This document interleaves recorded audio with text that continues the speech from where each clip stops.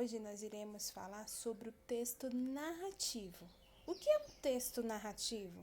Bom, o texto narrativo, ele é caracterizado por contar uma história através de várias ações reais ou imaginárias. Então, o que são ações reais? Ações reais é uma história verídica, o que aconteceu de verdade. E as ações imaginárias são coisas da imaginação, a história que a gente pode criar, inventar, ok? Essa sequência de acontecimentos é contada por um narrador. O que é um narrador? O narrador é uma pessoa que conta a história e está estruturada em introdução, desenvolvimento e conclusão. Mas o que é introdução, professora? A introdução é o início da história. Quando você começa a ler uma história, o início é a introdução. Digamos que seja o primeiro parágrafo. O desenvolvimento é o meio da história. E a conclusão é o final da história, o término da história. Quais os elementos que organizam uma narrativa?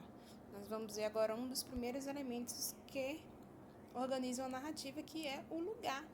Onde a história aconteceu?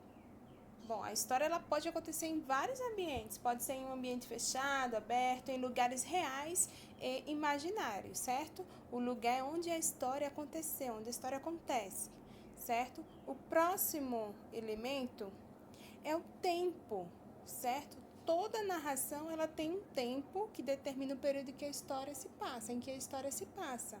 Estava de dia ou de noite, certo? O tempo ele pode ser cronológico, como o próprio nome diz, que é ligado a horas, a meses e anos, e ele também pode ser psicológico, que está relacionado às lembranças do personagem e aos sentimentos vivenciados por ele.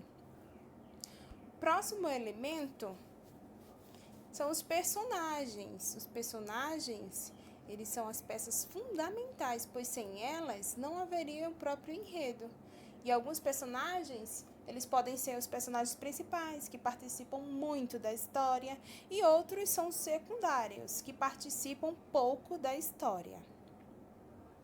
E temos também aí o outro elemento que compõe a narrativa, que é o problema. O que aconteceu? Qual o problema que os personagens estão enfrentando ou enfrentam, certo? E temos outro item aí, que é o desfecho. Como que foi resolvido esse problema? Então, o desfecho é como termina a história, é o final da história. E então, turminha, essa foi a nossa aula sobre o texto narrativo e aguardo vocês até a nossa próxima videoaula. Beijos!